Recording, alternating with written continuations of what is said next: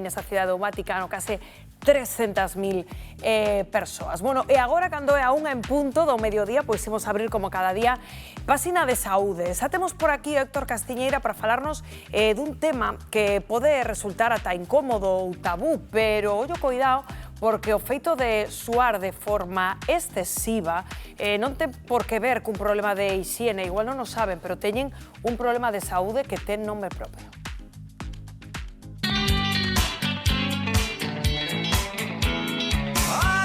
Agora que ven o calor, notamos que suamos máis.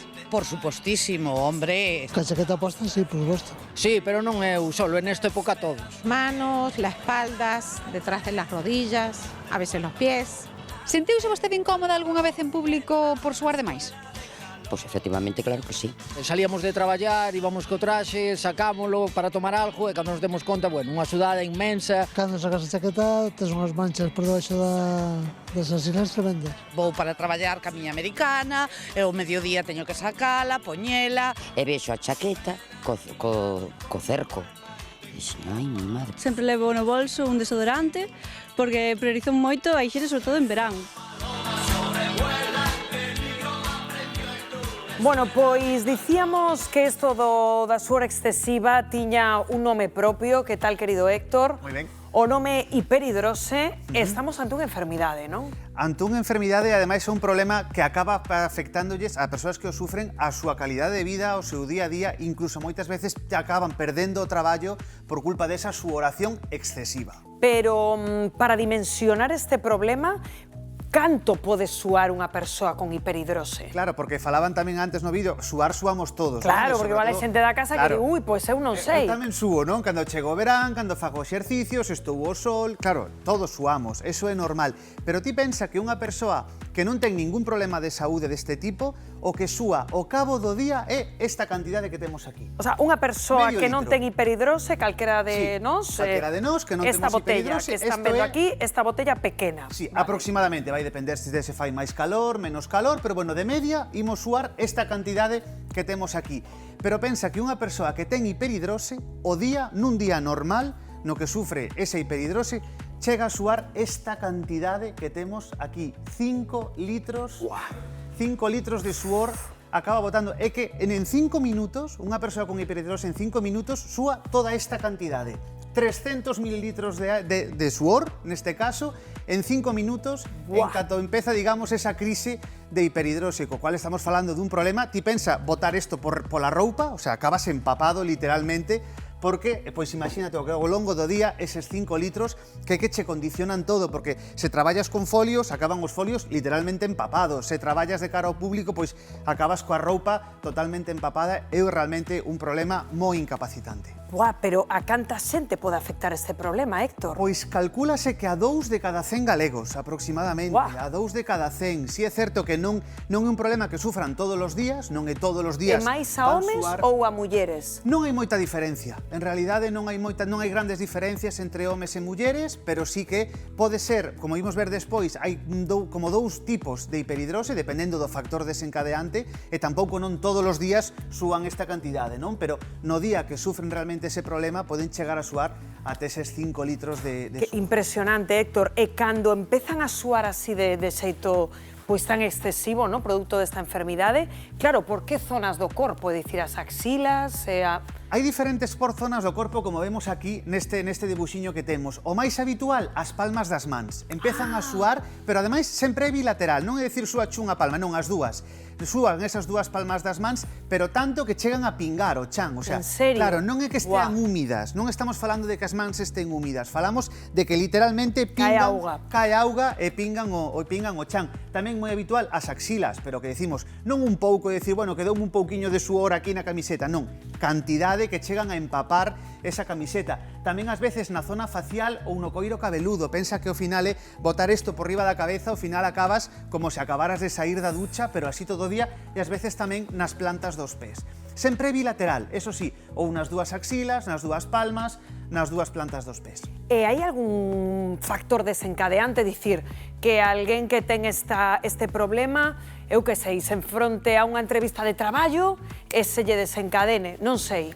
Claro, é que aí está. Normalmente o estrés, ese factor estresante, pero que pode ser o que dis, ir a unha entrevista de traballo, calqueira problema, calqueira pequeno factor desencadeante de estrés pode chegar a desencadear ese problema de que máis hai, porque vemos aí que hai máis cousas. É que temos como dous tipos de hiperidrose. A hiperidrose primaria, que sería a que empeza máis ou menos na adolescencia, e que realmente é un factor hereditario, ti naces con ela e máis ou menos empeza a dar a cara na adolescencia e xa dura toda a vida, a non ser que lle poñamos remedio, vai durar durante toda a túa vida e vaise desencadear por ese momento xeralmente de estrés, un exame, unha entrevista de traballo, calquer cousa, un pouco de apuro no traballo xa chega para que empeces a suar profusamente. E logo temos a hiperidrose secundaria, esa que quere decir que non a herdamos, pero que é consecuencia pois dunha enfermidade que temos, pode ser, por exemplo, dun cancro, dunha alteración metabólica, dunha diabetes, dun problema tiroideo, ou incluso ás veces dun fármaco. Estamos tomando un fármaco para determinada enfermidade e como efecto secundario suamos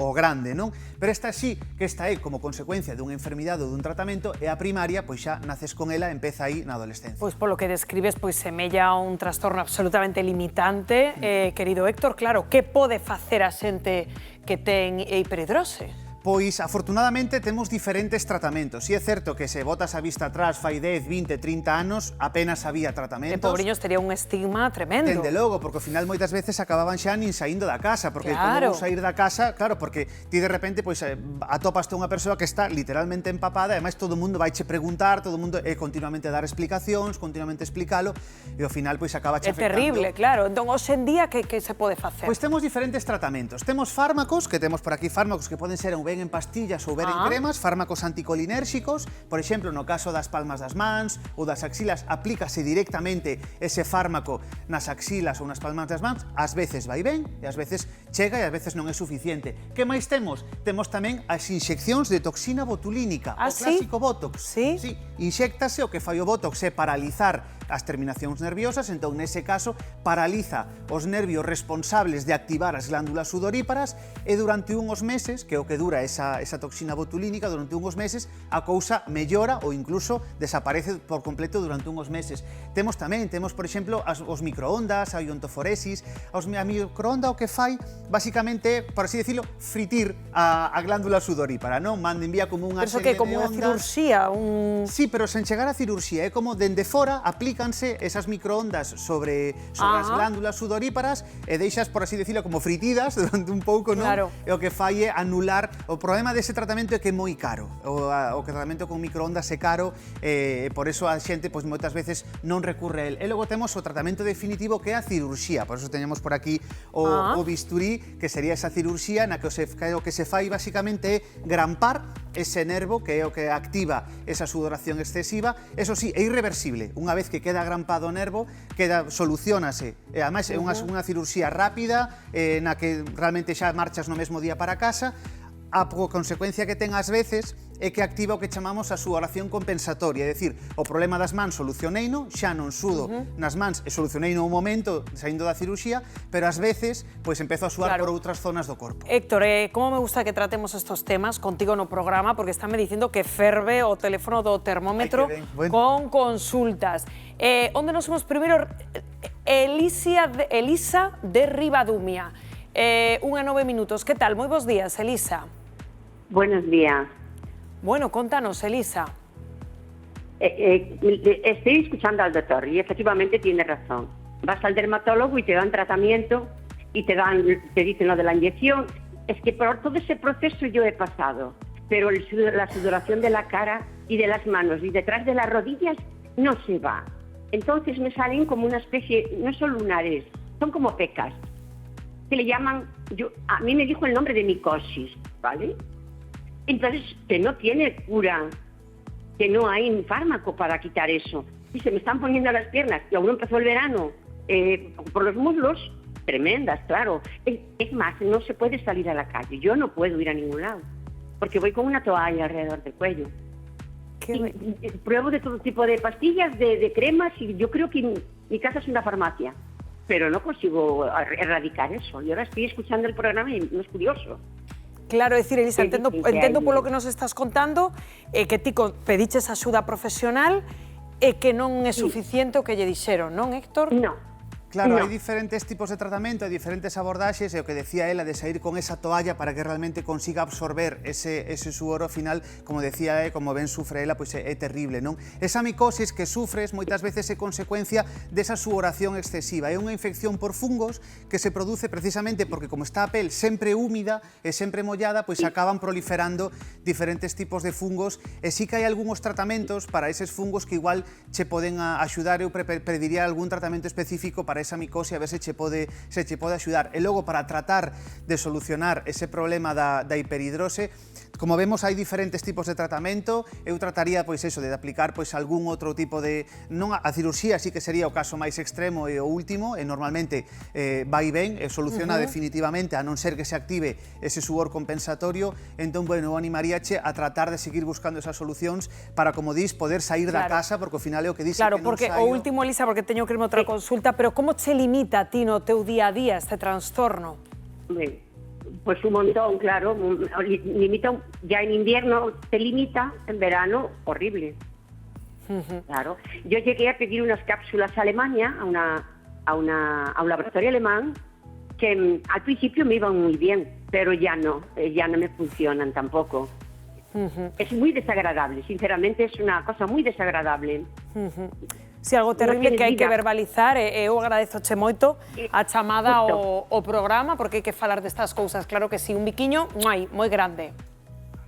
Muchas gracias por escucharme. Gracias, Rosa. Grazas a ti Buenos por días. chamar o programa. Quero que saudemos tamén a Pilar. Pilar, que tal? Moi bons días. Hola, buenos días. Hola, Pilar, desde onde nos chamas? Desde Narón. Desde Narón. Bueno, entendo que tamén algunha consulta relacionada con este asunto, non? Sí, con sudor. E tamén deste xeito que está describindo o Héctor aquí, es dicir, de trastorno, sintes que tes esta hiperhidrosa, é dicir, que súas excesivamente? Sí, mira, sudo moitísimo, pero non era o que decía o doutor. Non un sudor normal, como é de pingar, de caerme pola cara. E antes de empezar neses sudores, empezar unha calor polo corpo. E logo xa, pois con pañuelos, con toallas, e ando así todo verán, inverno, e con abanico.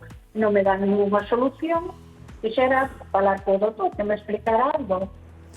Pois neste caso, claro, o que entendo que a onde máis afecta é esa hiperhidrose facial ou incluso na cabeza tamén na zona do cuero cabelludo. As dúas, as dúas chamadas. Entón, realmente, eu o que che recomendaría era que pideras vez que trataras de que che derivaran ao dermatólogo para ver se el che pode dar algunha solución das que temos. Como vemos aquí en riba da mesa, aparte da medicación oral e das pastillas, temos tamén as inxeccións de toxina botulínica que normalmente están dando bon resultado. Si é certo que non o un 100% de eficacia, pero hai moita xente a que si lle están indo ben, dependendo do teu caso, dependendo logo de que se estudie caso e que se vexe realmente cal é o mellor tratamento que se che pode aplicar.